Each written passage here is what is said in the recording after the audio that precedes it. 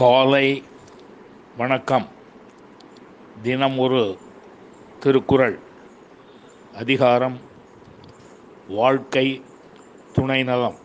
குறள் 54. பெண்ணின் பெருந்தக்க யாவுள கற்பு என்னும் திண்மை உண்டாகப் பெறின்.